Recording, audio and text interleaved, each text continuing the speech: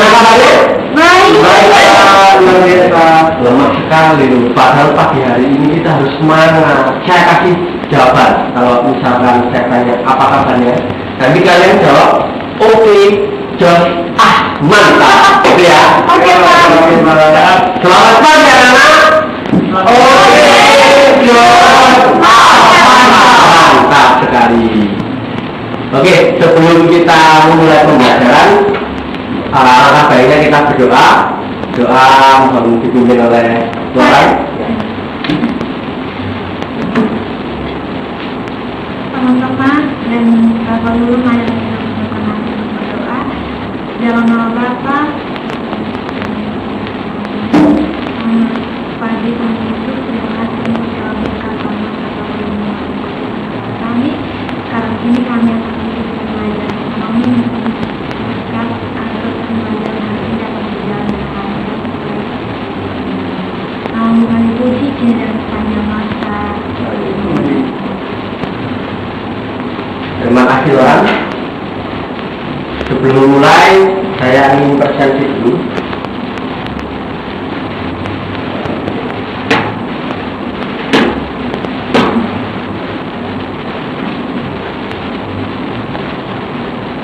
Milita Laurencia Buah, Pak. Gregorius Galibabus, Hadir Pak. dari Garbus Kurniawan, Hadir Pak. Yeriko Yeryadi, Hadir Pak. Riki Bima Prakasa. Hadir Pak. Lengkap semua ya? Iya. Nah, pada pertemuan minggu lalu kita itu membahas tentang lembaga keuangan bank dan lembaga keuangan bukan bank. Saya ingin review ingatan kalian. Saya mau tanya contoh dari lembaga keuangan bank itu seperti apa? Contoh lembaganya maksud saya. BRI, ya BRI, betul ya, BNI, Mandiri lah, Mandiri, ya, Ditama. Lalu lembaga keuangan bukan bank, contohnya koperasi, leasing, lembaga dana pensiun, ya ya, nah sudah ada ya, betul sekali. Nah, setelah kita membahas, menurut saya memang kalian hebat, masih mengingat. Kemudian kita akan lanjut pada pertemuan hari ini tentang otoritas jasa keuangan dan bank sentral. Nah, sebelum memulai, saya akan memberikan langkah-langkah pembelajaran terlebih dahulu.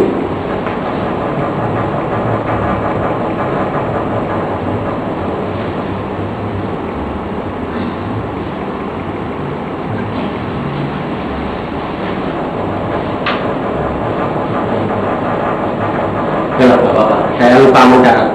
Langkah-langkah pembelajaran pada hari ini adalah saya akan memberikan sedikit pembahasan materi tentang materi otoritas jasa keuangan dan bank sentral. Kemudian nanti Bapak akan menanyakan terkait apa yang kalian pahami. Kemudian nanti kita akan mencoba menjawab pertanyaan soal tentang review pada hari ini juga, apa itu tentang otoritas jasa keuangan dan bank sentral. Kemudian selanjutnya Bapak akan berikan penguatan, lalu akan berikan tugas untuk dilakukan minggu depan. Langsung saja kita ke otoritas jasa keuangan.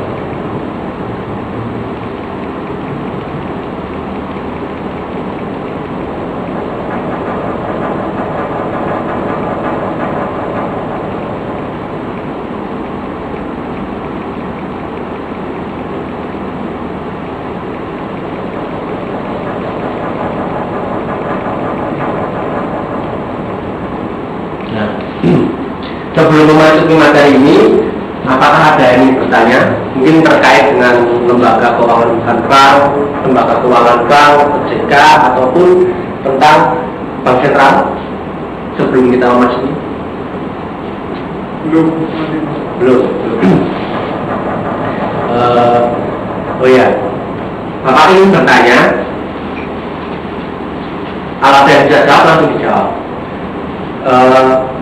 Apa sih perbedaan atau persamaan dari otoritas jasa keuangan dan lembaga keuangan bukan bank?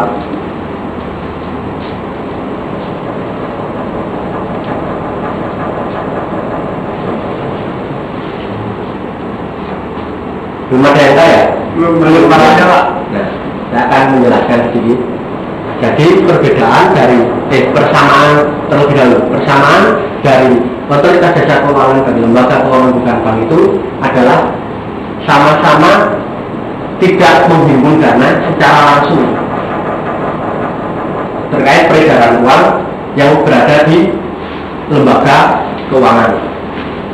Nah, perbedaannya kalau di lembaga keuangan bukan bank itu tidak berkaitan secara langsung tetapi menghimpun melalui pihak ketiga, seperti contohnya lembaga dana pensiun. Nah, di situ kan ada lembaganya tersendiri, kemudian ada orang-orang yang mendaftarkan diri bekerja sama dengan perusahaannya itu untuk lembaga dana pensiun untuk memberikan administrasi ketika kita pekerja itu mendapatkan gaji, kemudian ada potongan untuk dimasukkan ke dana pensiun untuk ketika pekerja itu akan pensiun dia akan bisa mendapat lembaganya. Dari itu ada pihak ketiga yang melakukan proses penghimpunan. Nah, kalau di otoritas jasa keuangan itu dia setelah tidak menghimpun secara langsung juga tidak terlibat di dalamnya. Dalam arti di otoritas jasa keuangan ini adalah dia hanya bertugas sebagai pengoreksi atau sebagai pemeriksa laju dari proses kegiatan dari lembaga keuangan tersebut. Sampai sini paham? Baik. Kemudian saya akan melanjutkan dengan pengertian otoritas jasa keuangan. Saya katakan ya. Otoritas jasa keuangan adalah lembaga yang dibentuk berdasarkan Undang-Undang Nomor 21 Tahun 2011 yang berfungsi menyelenggarakan sistem pengaturan dan pengawasan yang terintegritas terhadap keseluruhan kegiatan di dalam sektor keuangan jasa.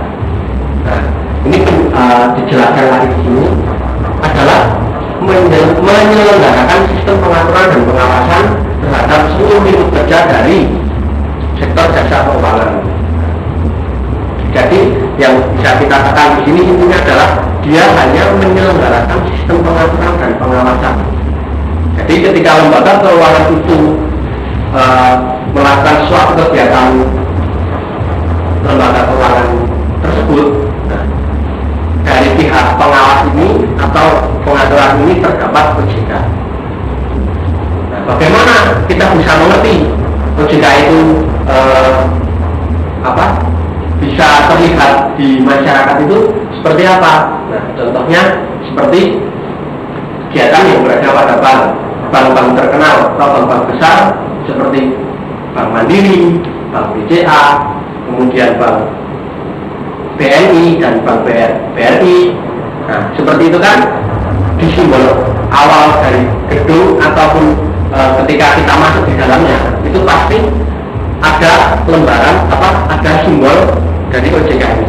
Nah, gunanya OJK lembar simbol ini adalah untuk apa? Artinya bank itu terintegritas dan masuk dalam pengawasan dari otoritas jasa keuangan. Ya. Nah, tujuan OJK ini bentuk dengan tujuan terselenggaranya secara teratur, adil, transparan dan akuntabel. Jadi kegiatan yang berada pada bank tersebut itu memang benar-benar terselenggara secara teratur, secara adil, secara transparan dan akuntabel atau terpercaya. Kemudian yang kedua, mampu mewujudkan sistem keuangan yang tumbuh secara berkelanjutan dan stabil.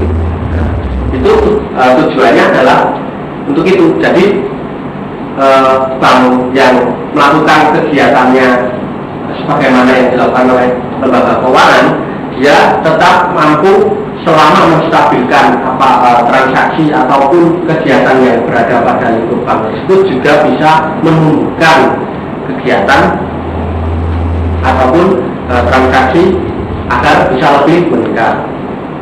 Kemudian yang ketiga, mampu melindungi kepentingan konsumen dan masyarakat. Nah, ini tujuan yang paling penting adalah mampu melindungi kepentingan konsumen dan masyarakat.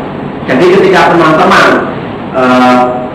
seperti orang tua atau kerabat yang menabung atau bertransaksi di bank atau ingin mengirimkan uang kepada saudaranya di lain wilayah, nah, itu ketika bank tersebut mengalami masalah, bank yang terdapat simbol OJK-nya ini, itu pasti tidak akan hilang uang, meskipun misal sebagai contoh Bank A terkait OJK ini dia mengalami masalah, entah itu masalah keuangan atau masalah yang menjadikan masalah internal buat bank itu, kemudian terlibat keuangan yang sudah dihimpun dari masyarakat itu juga bermasalah, nanti yang bertanggung jawab adalah otoritas jasa keuangan.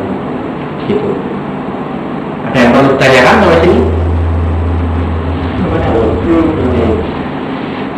Kemudian kita lanjut ke fungsinya. Saudara Loren bisa baca. 4. Fungsi otoritas jasa keuangan diatur dalam Undang-Undang Nomor 21 Tahun 2011 Pasal 5 yang berbunyi OJK berfungsi menyelenggarakan sistem pengaturan dan pengawasan yang terintegrasi terhadap keseluruhan kegiatan di sektor jasa keuangan. Nah, seperti yang saya sampaikan di awal tadi, fungsi dari OJK tersebut adalah menyelenggarakan sistem pengaturan dan pengawasan yang terintegrasi terhadap keseluruhan kegiatan di sektor keuangan. Jadi fungsi OJK itu yang terlibat langsung di dalam bank itu memang fungsinya untuk menyelenggarakan pengaturan dan pengawasan terintegrasi terhadap keseluruhan kegiatan pada sektor jasa keuangan. Gitu. Ya, lanjut. Di sini ada tugas dan wewenang OJK. Bisa tolong dibacakan? Ini tugas dan wewenang menurut Undang Nomor 21 Tahun 2001 Pasal 6, tugas pengaturan dan pengawasan OJK yaitu ada 3. Yang pertama, kegiatan jasa keuangan di sektor perbankan, 2 di sektor pasar modal, 3 di sektor perasuransian, dana pensiun, lembaga pembiayaan, dan lembaga jasa keuangan lainnya. Dalam melakukan tugas pengaturan dan pengawasan di sektor perbankan, OJK mempunyai wewenang. Yang pertama, pengaturan dan pengawasan mengenai kelembagaan bank yang meliputi 1. Pengaturan dan pengawasan mengenai kegiatan bank, pengaturan dan pengawasan mengenai aspek kehati-hatian bank dan pemeriksaan bank. tertulis jelas ya, anak-anak, bahwa dalam melakukan tugas pengaturan dan pengawasan di sektor perbankan, khususnya tadi di bank, OJK itu mempunyai wewenang mengatur dan mengawasi mengenai kelembagaan bank, mengatur dan melakukan pengawasan. Jadi ketika bank itu melakukan transaksi ataupun melakukan kegiatannya, pada akhirnya nanti setiap 1 atau per 3 bulan, triwulan pertama, kemudian dilanjut triwulan kedua, nah itu dari pihak masing-masing bank yang memiliki otoritas jasa keuangan yang telah dicap ada otoritas jasa keuangan itu akan memberikan laporan atau suatu bentuk buku laporan untuk diberikan pada otoritas jasa keuangan untuk diperiksa apakah bank ini layak untuk melanjutkan kegiatan perbankannya atau harus direvisi atau harus diperiksa untuk diberikan evaluasi yang lebih baik untuk kedepannya. Nah, untuk 2, pengawasan mengenai kesehatan bank. Jadi kesehatan bank ini seperti contohnya tadi, apakah dana yang dihimpun dari masyarakat itu memang benar-benar tersimpan dan terkelola di bank dengan baik ataupun tidak terkelola dengan baik. Jadi OJK bisa melihat dengan laporan tubuhnya itu yang diberikan kepada pihak otoritas jasa keuangan mengenai kesehatan bank. Kemudian yang ketiga mengenai aspek kehati-hatian bank. Nah, aspek kehati-hatian bank ini seperti ketika dia akan melakukan suatu kegiatan atau ketika dia sudah diberikan pemeriksaan dan laporan, hasil laporannya itu seperti bank ini, contohnya bank A mempunyai masalah seperti ini, kemudian tindakan penyelesaiannya seperti ini. Nah, untuk kedepannya nanti dari pihak bank sendiri akan memberikan program atau memberikan suatu tujuan yang kedepannya itu biar lebih baik lagi daripada yang sekarang diperiksa. Begitu. Jadi untuk lebih membuat masyarakat itu nyaman, juga masyarakat itu percaya kepada bank. Nah, aspek hati-hatian ini sangat dibutuhkan oleh lembaga keuangan bank tersebut untuk ditinjau ulang agar menjadi lebih baik. Nah, sampai sini sebelum masuk ke bank sentral, apakah ada yang ingin ditanyakan mengenai otoritas jasa keuangan?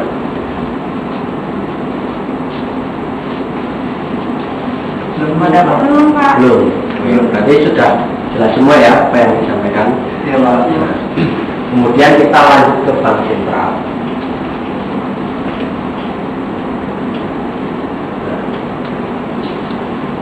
Apa namanya? Saya ingin bertanya mengenai bank sentral. Bank sentral ini yang kalian ketahui itu pusatnya kalau di Indonesia berada di wilayah mana? Di daerah mana? Jakarta. DKI, betul sekali. Biasa disebut dengan Bank Indonesia. Ada yang masih ingat atau sekedar mengetahui siapa salah satu mantan gubernur dari Bank Indonesia?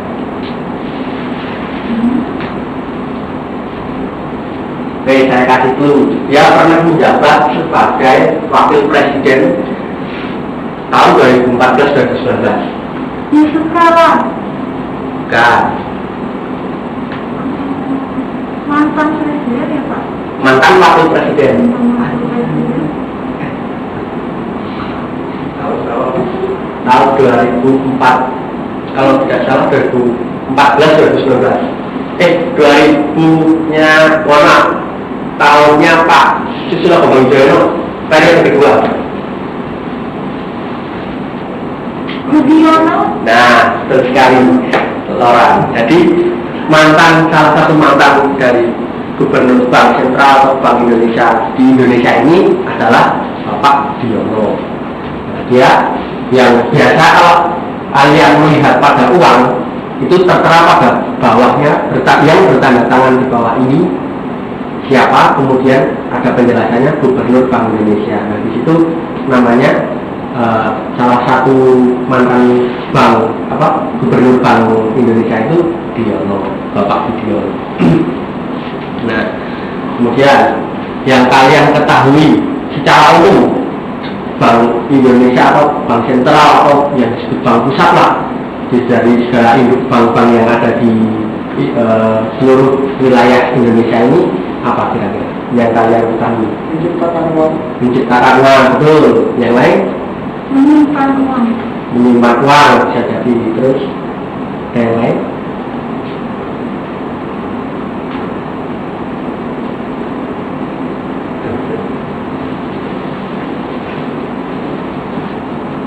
Lupa ya mungkin ya. Kita akan mengingat ingatan kalian lagi yang sudah pernah diketahui dengan materi ini.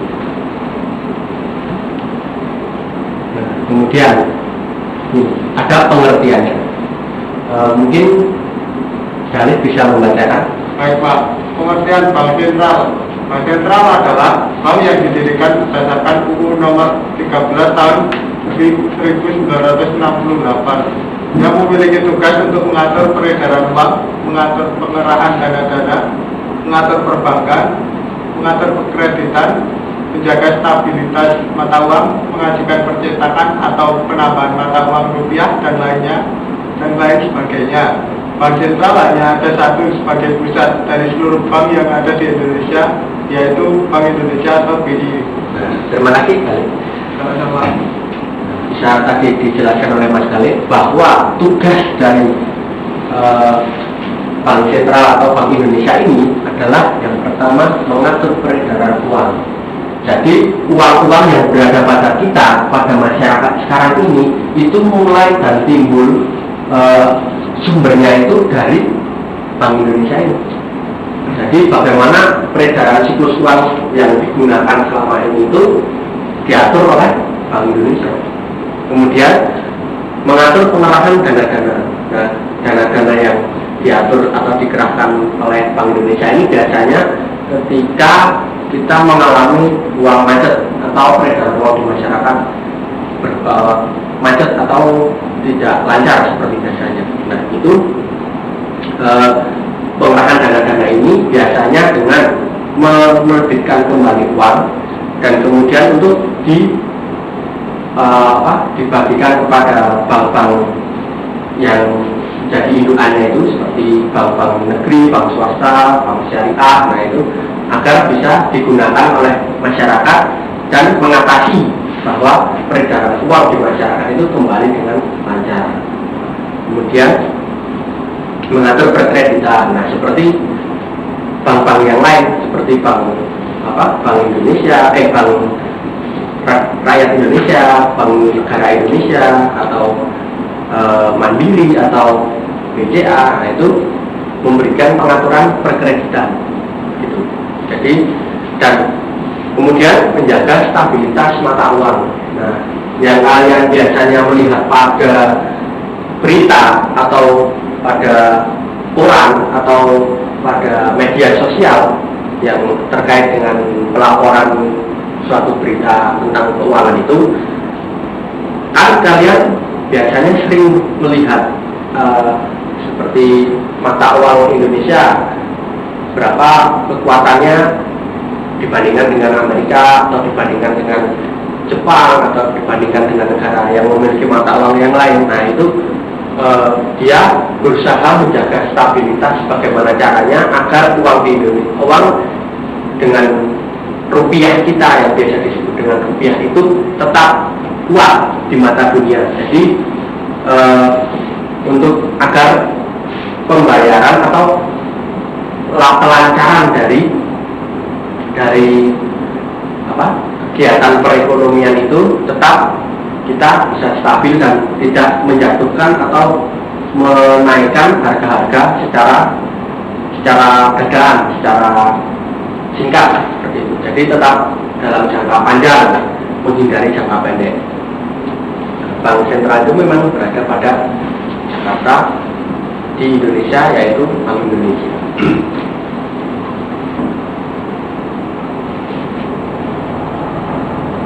Nah, tujuannya dalam kapasitas sebagai bank sentral, Bank Indonesia mempunyai satu tujuan tunggal, yaitu mencapai dan memelihara kestabilan nilai rupiah.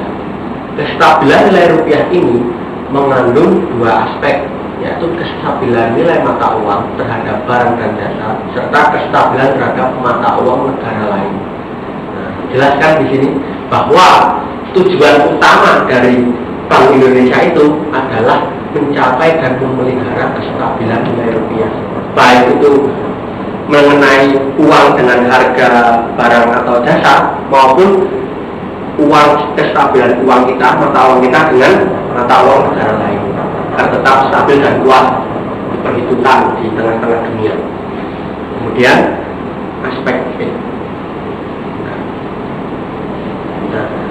aspek pertama tercermin pada perkembangan laju inflasi, sementara aspek kedua tercermin pada perkembangan nilai tukar rupiah terhadap mata uang negara lain. Perkembangan laju inflasi ini biasanya terjadi apabila peredaran uang yang ada di Indonesia ini mengalami kenaikan atau penurunan menurut anak-anak semuanya, yang anak-anak tahu ketika laju inflasi Indonesia mengalami inflasi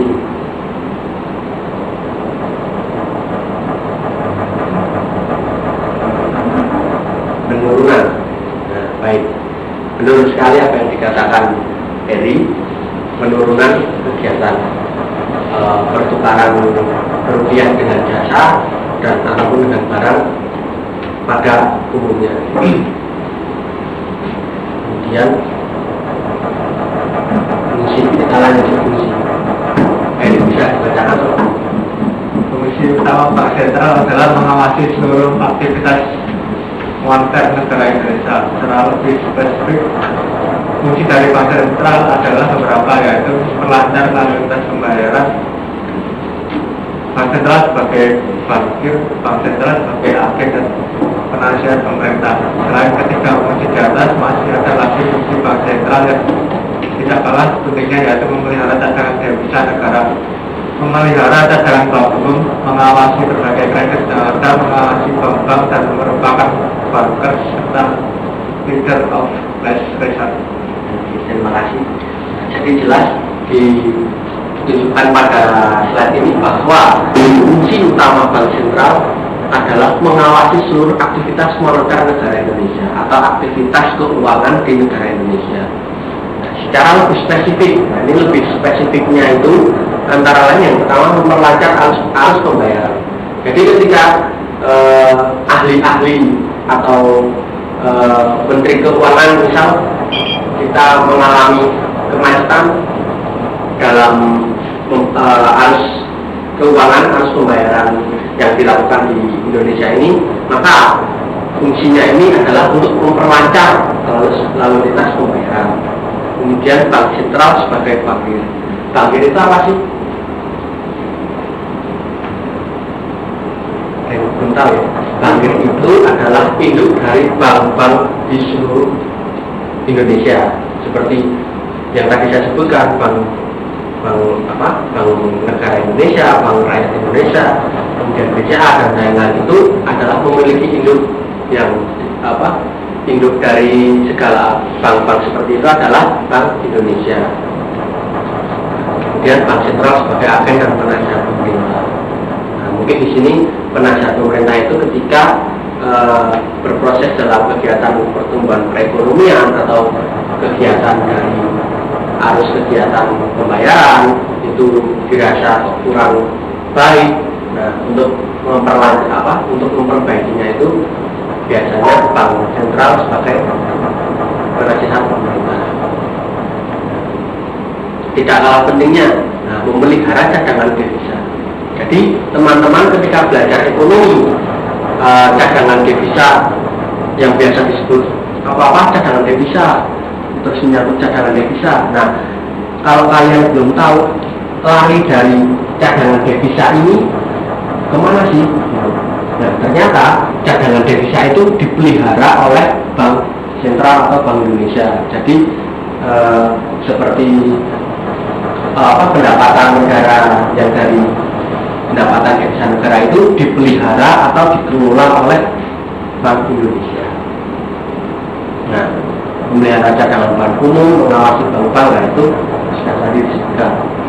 Kemudian tugas dan wewenang dari Bank Indonesia.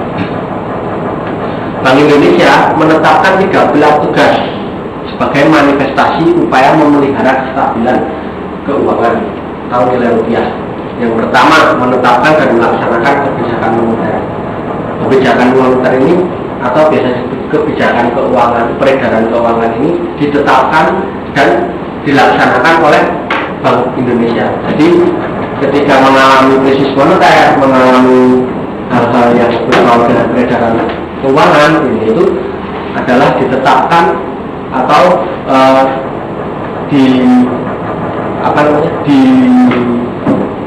dikelola, diberikan suatu analisis, kemudian menetapkan hal baru tentang kebijakan dan melaksanakan kebijakan itu adalah tugas dan wewenang dari Bank Indonesia. Kemudian yang kedua, seperti tadi, mengatur dan menjaga sistem pembayaran. Kemudian yang ketiga, mengatur dan mengawasi. Nah, sampai di sini, adakah teman-teman yang ingin bertanya tentang bank atau bank sentral atau biasa disebut Bank Indonesia ini?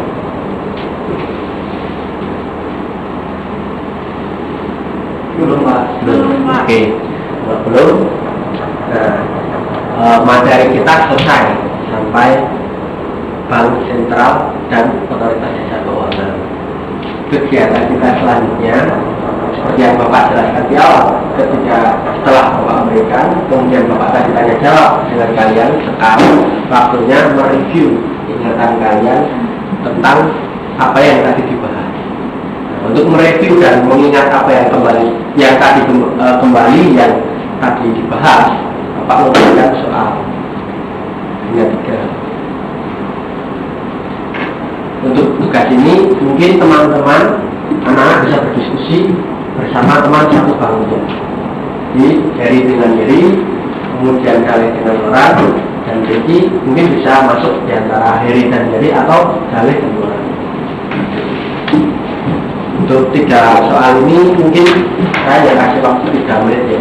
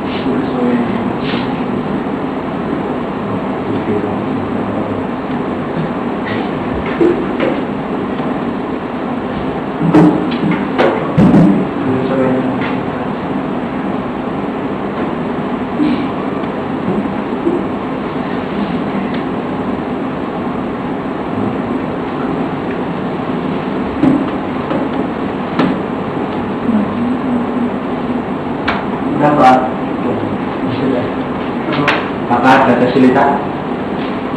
Keliling-keliling dulu.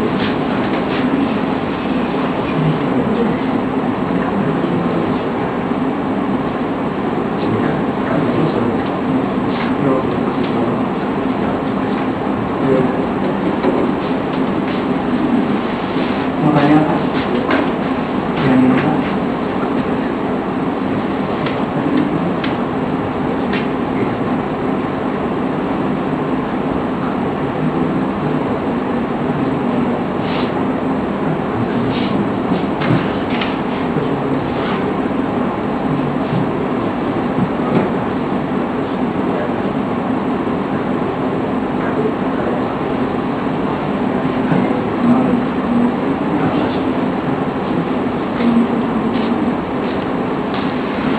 Waktunya sudah setengah menit lagi.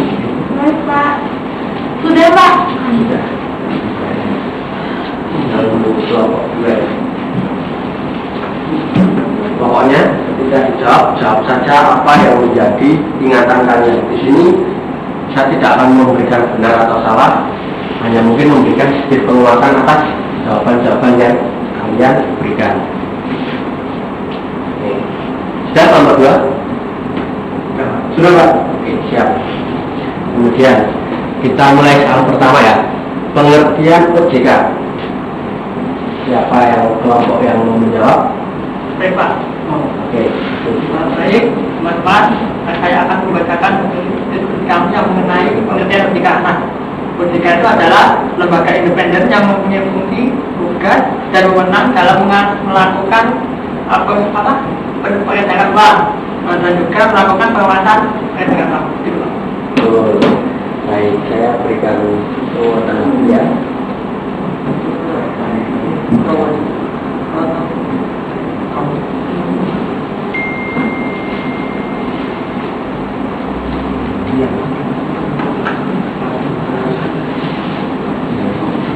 Oke, saya bacakan.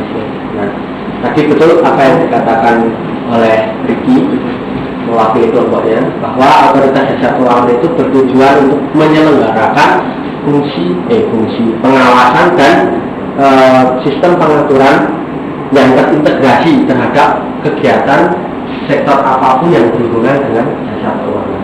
Betul sekali. Kelompok 2 betul? Betul Pak. Oke, bagus. Ingatan kalian benar-benar hebat.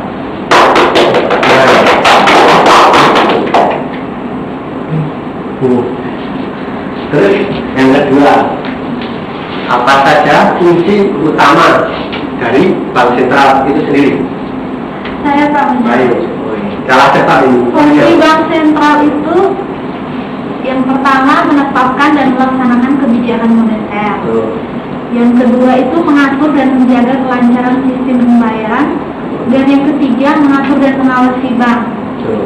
Apa yang dikatakan oleh Lita dengan wakil pembayar itu betul sekali. Yang pertama adalah menjaga sistem keuangan atau arus pembayaran, kemudian memperlancar proses pembayaran itu sendiri.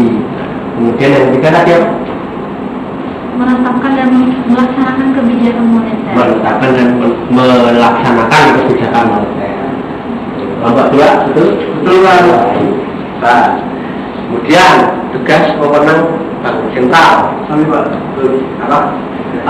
Jadi tugas wewenang itu menurut Undang-Undang Nomor 3 Tahun 2004, wewenang lembaga dan wewenang bank sentral adalah mengeluarkan alat pembayaran yang sah dari suatu negara, merumuskan dan melaksanakan kebijakan moneter, mengatur dan menjaga kelancaran sistem pembayaran, mengatur dan mengawasi perbankan secara serta menjual fungsi sebagai leader of the last resort. Bagus sekali. Tepuk tangan jelas. Ingatan kalian memang benar-benar hebat. Kayak aku, meskipun kalian ini termasuk kelas yang internasional, katakanlah kalian adalah kelas unggulan-unggulan yang hanya terpilih duduk di ruangan seperti ini dan penuh kemewahan, kalian tetap tidak tidak terlena dengan suasana atau kelas yang sangat nyaman ini. Oke. Untuk itu, setelah mereview ini, setelah melakukan pembelajaran tadi, apakah apa yang dirasakan oleh murid-murid sekalian setelah mengikuti pembelajaran ini? Menyenangkan. Menyenangkan. Seru. Asik Pak. Asik. Kenapa pengetahuan? Kenapa pengetahuan? Sekali. Itu. Nah, di sini saya memberikan penguatan. Semoga apa yang diberikan dari saya sebagai guru kalian itu untuk mengetahui materi lembaga otoritas jasa keuangan dan bank sentral ini, Bapak harap kalian benar-benar bisa untuk mencapai tujuan pembelajaran materi ini. Tujuan materi pembelajaran ini apa? Yang pertama, siswa mampu untuk memahami dan mengidentifikasi apa itu OJK dan apa itu bank sentral. Kemudian yang kedua, tadi sebagai siswa diharapkan untuk dapat menganalisis. Nah, tadi ketika Bapak berikan suatu pertanyaan, nah ini kalian bisa menganalisis.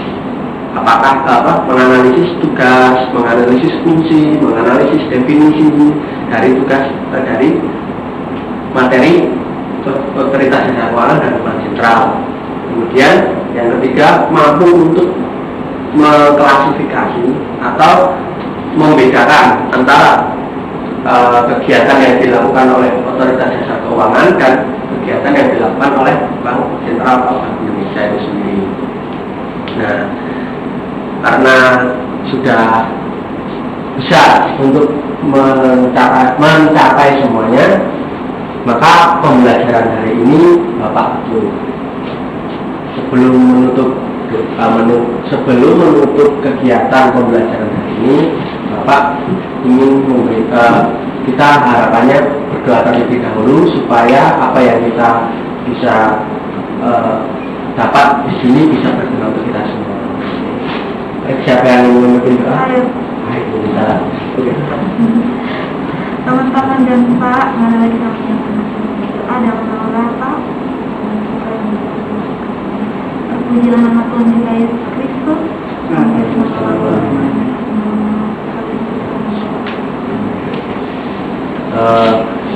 Pembelajaran hari ini Bapak tutup. Semoga untuk kedepannya bisa menjaga konsistensi tentang analisis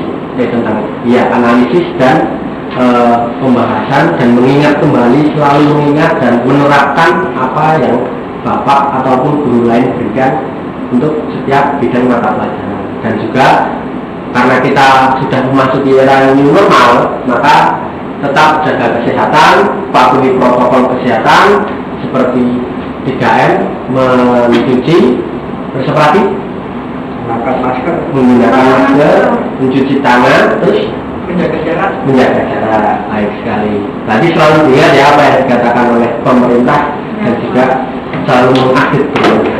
Tepuk tangan kita semua. Pembelajaran Bapak untuk selamat siang dan terima kasih.